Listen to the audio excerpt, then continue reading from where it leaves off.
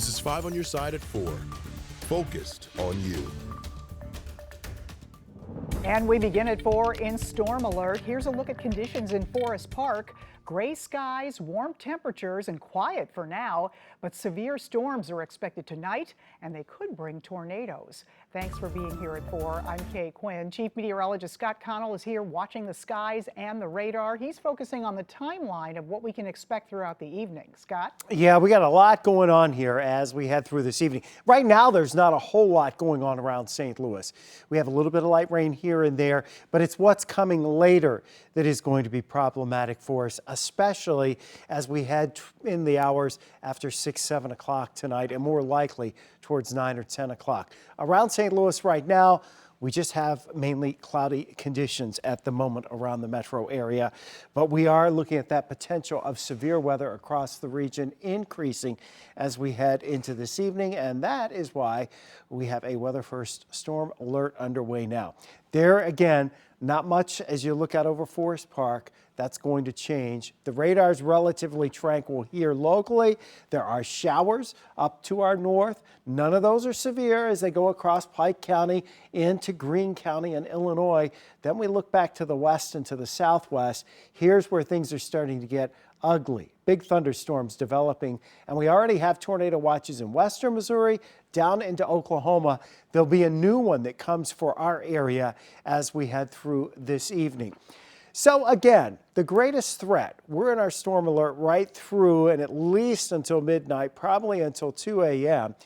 And I know you've got that big SCAMME code there. You can QR code. It also covers up some of the text there. But the greatest threat is from 8 o'clock until midnight. Damaging wind gusts 60 to 70, maybe higher miles per hour. There'll be potential for isolated tornadoes and large hail in some of the storms up to baseball size. Not everybody's going to see severe weather, Kay, but the potential is certainly there as we head through this evening for some of these storms to become rather vicious.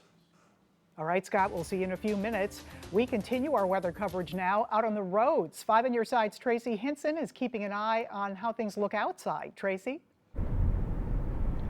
Okay, Kay, so we're traveling here along, it's 51 headed northbound here. So we just passed Troy, and you can see that our roads have gotten a little bit wet. We came across just a little bit, but this area did get hit by a little bit more rain. We're sort of in between Troy and Silex is right about where we are. It definitely smells like rain. That's something you can tell from the inside of the car for sure. And then you can see I've got the camera pointed off into our east. That's where those rain clouds have gone. You know, we don't expect anything severe just yet, but we will continue to be monitoring it as this system comes in. You can see those storm clouds there. For now, in the Storm Tracker, I'm Tracy Hinson, 5 on your side. Thank you, Tracy. Be sure to keep up with the Weather First forecast all night long, even when we're not on air. Download the free 5+ streaming app on your Roku, Fire TV, or Apple TV. Just search KSDK in your app store. Developing tonight, we're learning new information about a man shot in a Baldwin neighborhood. 5 on your side's Diamond Palmer is live at the city's police department. Diamond, you actually spoke to the suspected shooter. What did he say? Okay, that's right. This afternoon, we were able to speak to that suspected shooter, and he was at home and out of police custody. He told us he had to, quote, act out of self-defense because there was a man sleeping inside of his pickup truck in his driveway this morning. Now, neighbors describe the moments as shocking and terrifying about the shooting that happened Monday morning on Wild Forest Drive. The suspected shooter tells me a man who does not live in the neighborhood was sleeping in his black pickup truck. When he went to confront the person inside his car, that's when he says he was attacked and had to, quote, act out of self-defense. Police confirm a man in his 30s was shot in his chest and taken to the hospital. One neighbor says she had just watched her children walk past that home and to their bus 10 minutes before the gunfire. Heard a gunshot, didn't think anything of it, kept working because in Baldwin I was like, there's no way that was a gunshot. Thought it was a car backfiring or a firecracker, and then I heard the police come racing down the street, and I ran to the window and yelled to my husband, and he looked out and said there was someone laying on the ground. Now, neighbors describe the suspected shooter as, quote, a nice person who has lived in that neighborhood for some time. Still tonight, this shooting is still under investigation and it is open. Reporting live here in Baldwin, Diamond Palmer, 5 on your side. All right, thank you, Diamond. Also developing today, former University of Illinois football player Vontae Davis has been found dead. Police say officers found his body inside a home near Miami this morning during a wellness check. They say his death is not suspicious. An investigation is underway. Davis played for the Fighting Illini from 2006 to 2008 and went on to play in the NFL for 10 years. He was 35 years old. The 15-year-old suspect accused of severely injuring a classmate during a fight near Hazelwood East High School will remain in custody. The family of Mornice DeClue identified her as the suspect.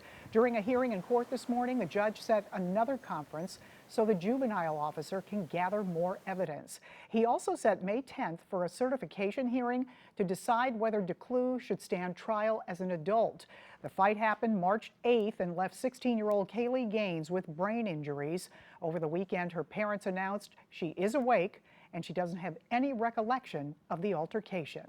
Work is underway to improve the sewer system in Cahokia Heights. The Army Corps of Engineers held a groundbreaking this morning on a $5 million project to repair the trunk line. They'll install a pipe within a pipe to fix cracks and breaks. That work will focus on a section of the system that carries the flush toilet, sink, or bathtub water from near the intersection of Jerome and Mooset Lanes to the American Bottoms wastewater treatment plant in Sauget for processing. State officials hope that fixes the backups residents have been dealing with for years. Still ahead, a player for the Kansas City Chiefs wanted by police. Why officers believe Rashee Rice may have been involved in a high-speed crash in Texas. Plus, another issue delaying college aid. The latest problem the Education Department found with the FAFSA form and how that could impact college students.